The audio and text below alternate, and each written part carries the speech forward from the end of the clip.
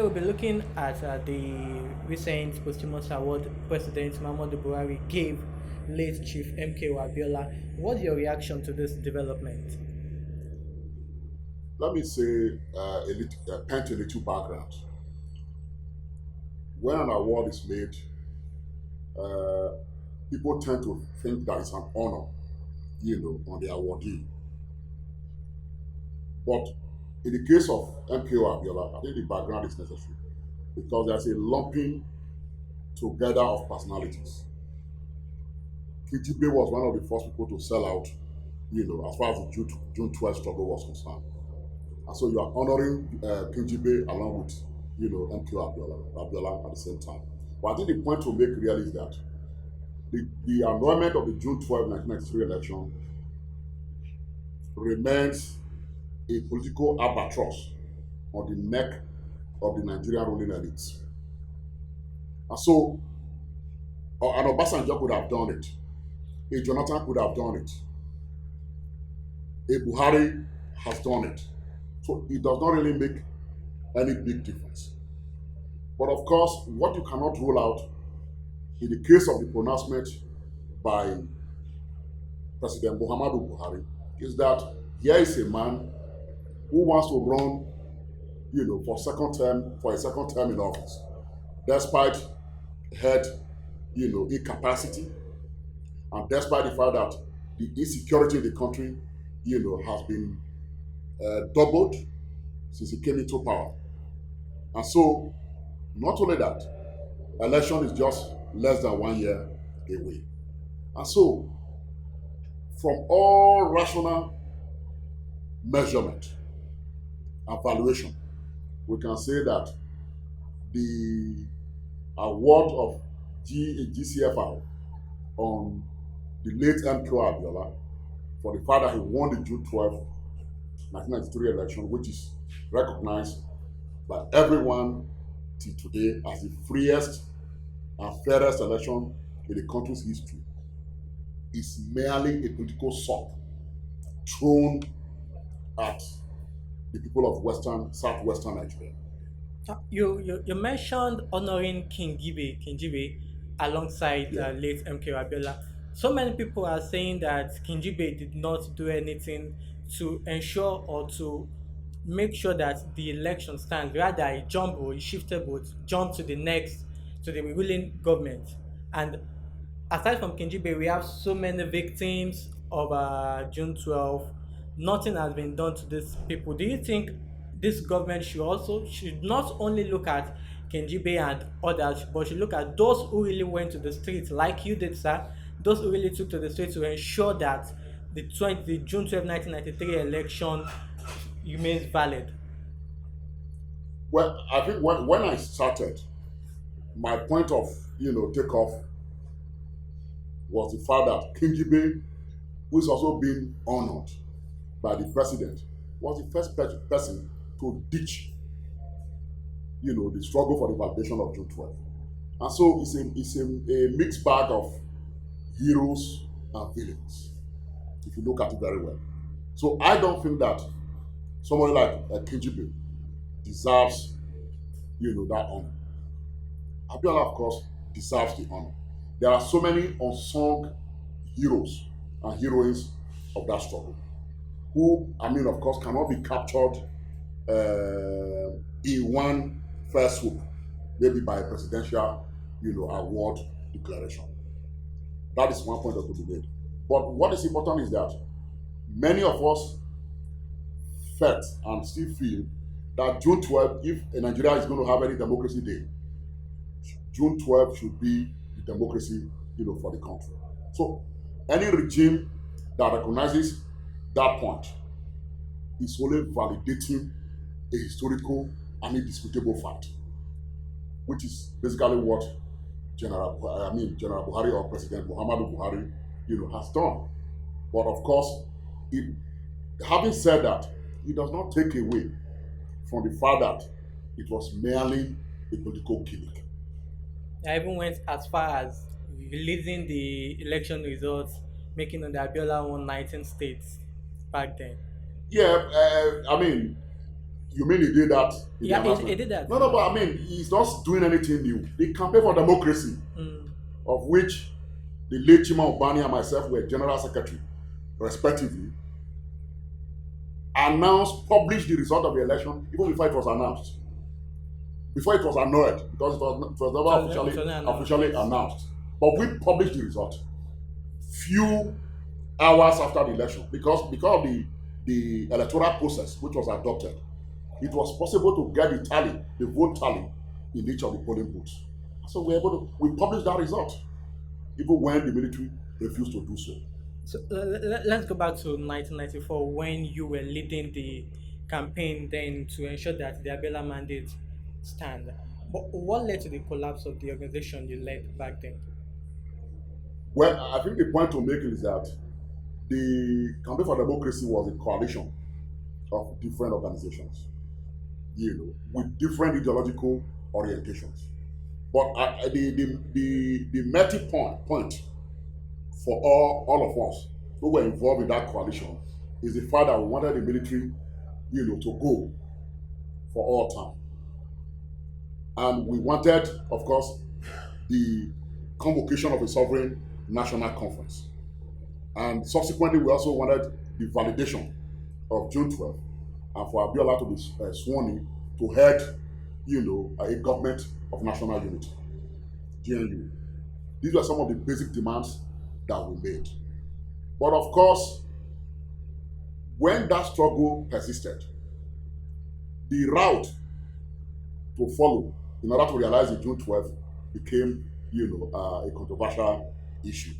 You recall that elements in the campaign for democracy at that time were said to have met with the military before the Abacha, military intervention, that toppled the ramshackle democratic institutions that were already in place and that were threatened, by the military as an institution, themselves. That was the point, you know. That's leadership. Part of the leadership of Campaign for Democracy had a meeting, with elements of the military, which was based on the fact that the military, if they did intervene as they did, should validate, the June 12th and swear in Abiola as the democratically elected president of Nigeria. That was the point of departure. And that was, the cause of the crisis, within the campaign for democracy. And this was played out at the Ibadan Convention of the Campaign for Democracy, in which the leadership, as constituted by then in the Campaign for Democracy, led by Beko Ransom Kuti and Chima Obani, that ESCO was dissolved. And Beko emerged, against the background of that crisis, and I also emerged as the general secretary of the organization. And we then started, a renewal of the struggle to validate June 12th. Of course, you will recall that at a point, the coalition which the Campaign for Democracy was also weakened, and elements in the democratic movement had to re-strategize as to build a stronger coalition. And that was when the United Action for Democracy was subsequently, put together, with myself and late Chief MKO Abiola emerging as the joint secretary of the organization, with Olisa Agbakoba as the convener. So, in the midst of all this Yeah. crisis, how would you describe your relationship with people from other movements that came to form the coalition? No, of course, I mean, as the scribe of the organization, it was my duty, or it was my responsibility, to relate with all organizations. Because in building a coalition, there is usually one principle. Coalitions are built based on minimum agenda, areas of agreement. And earlier on, I mentioned that we all agree that the military must go, and we also agree that there must be a sovereign national conference to resolve the skilled Nigerian Federation or the contradictions of our country. And we also believe that as a stopgap to rearranging the political institutions, there should be a government of national unity to be headed by Chief MKO Abiola. I mean, those were the minimum programs or points of agreement during that period. And so you do not, I mean, once you have that minimum program, you work around that minimum program and to ensure that we faithfully adhere, to them, which was basically what we did. So there has been a kind of a postulation that some people who benefited from the annulment of the June 12 election does not want that day to remain in history. What's your take on this? Because some people actually benefited from the annulment and they don't want such day to always be referred to that let's ensure that late Chief MKO Abiola was declared as the president because if that happened it will really bring them out from wherever they are. What's your take on this, sir? Well, politics is not a linear, journey. It's a kind of zigzagging, you know, zigzagging from one point to the other. You cannot say this is a straight line. The point I'm really making is that the current, set of elites governing Nigeria right from 1999. If you understand the history of this country, they are the most backward of all the elites that this country has produced, and they are almost all of them are opportunists. Who did not, who were not, they were not, around when we engaged with the military. Many, of course, were enjoying, their wealth overseas. Many, of course, were hiding in the innermost recesses of their bedrooms during that period. And so they could not have had, they never had, and they could not have had a vision of how to move this country forward, and ensure that governance becomes service and responsibility to our people. Moving forward now, we need to look at this award thing.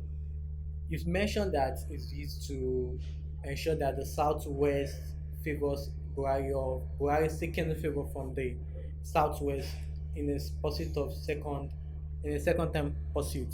Can you just shed more light on this? You've mentioned it earlier, but we'd like you to shed more light on this. What is clear is that from all keen political observers in our country is that Buhari has lost the goodwill that brought him to power in 2015. And so to regain that goodwill is going to be a tall order to regain that goodwill. And so everything is being done to ensure that he's able to, muster again the passion and sentiments of the electorate, in order for him to be able to gain a second term. And that is why I'm telling you that it's going to be a tall order to do that. And recognizing June 12th as Nigeria's Democracy Day, and conferring an award on the winner of that election, the exercise itself is nothing more than a political gimmick, and nobody is fooled by it. But mark you, I must supply this caveat. The caveat is that, as I said, June 12 remains a political albatross on the Nigerian ruling elite, which means that the task, the body to recognize June 12 was always there. So any leadership in Nigeria could have done what, President Muhammadu Buhari has done. So he has not done anything unique. It's an affirmation of the struggle of our people, for the enthronement of democracy and democratic institutions in this country. Okay, we should not leave out this fact that to be honored alongside with late Chief MKO Abiola is Chief Ganifa Wemi. And when he was alive, he was to be given a similar honor, which he blatantly declined. What do you think it is right for Buhari, knowing this that somebody who was alive rejected this honor and now he's dead? You want to confer him with the same honor he rejected while he was alive? Do you think that makes any sense? That is a point, that we make in this part of the world. In other climes, they will respect the wish of the deceased. They will respect his wish.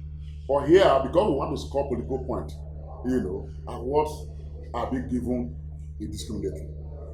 A Gani Fawahimi does not need anybody's award because Gani Fawahimi lives in the minds of many Nigerians. Since he died, we have never had another Gani Fawahimi, and it's going to take another century to fill the vacuum that Gani has left behind. And so we don't need, Gani does not need what they call it, a grand commander of the Federal Republic of Nigeria. He doesn't need it. Even when Gani was denied, senior advocate of Nigeria, the Nigerian students, with Obafemi Awolowo University at the center, awarded him what could be the highest honor, senior advocate of the masses. And so the what I would call the substantiality of the integrity of a man, or the contribution that a man has made to history, is embedded within the mass of the people. So it's not something that somebody can come and you want to remove, erase. It's not something written on a blackboard that you take a duster to erase, then you rewrite. No. History lives in the minds of the people. Now, you were part of the people that fought for the struggle, and some people are of the opinion that Yele Sowore was also part of them, those who fought for the June 12, 1993 election. What do you think you people can do to ensure that the Abiola struggle is not just branded in JCFR award to be forgotten like that?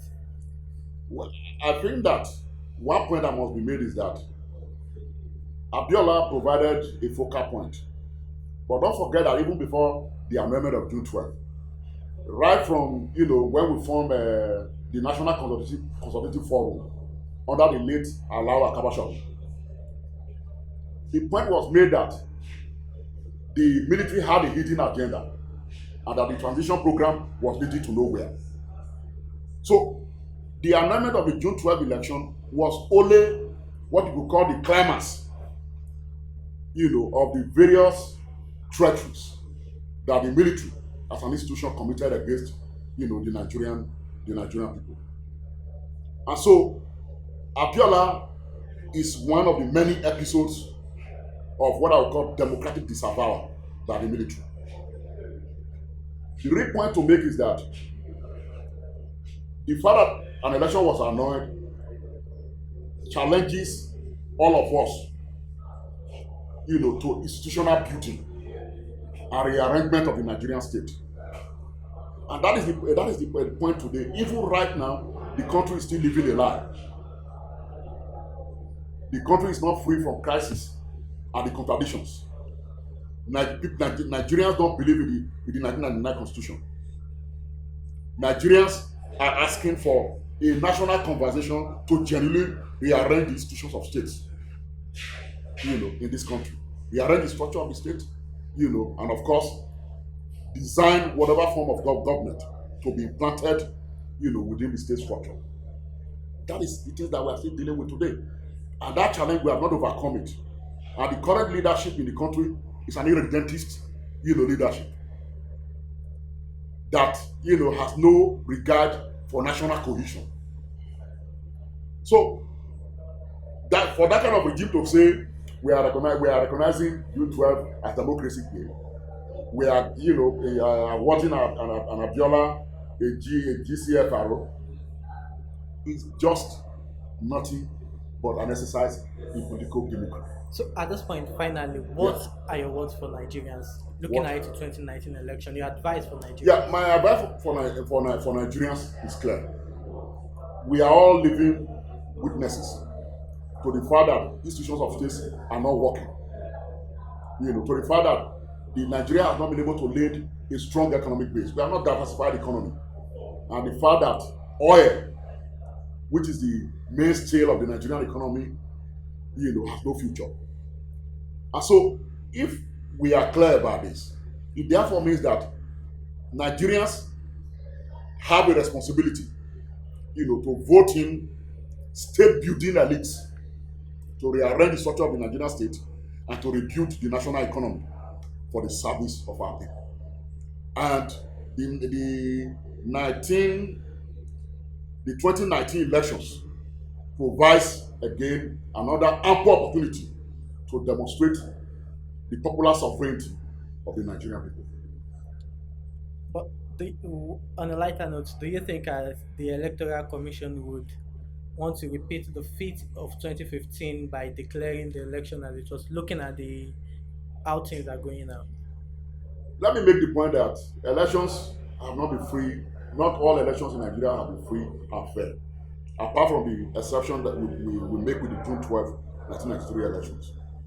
And so we can only hope that the current leadership in INEC will not go below the standards that are already there. Thank you very much, sir. Thank you. Nice having you, Sarah, Thank today. you. Thank you for having me.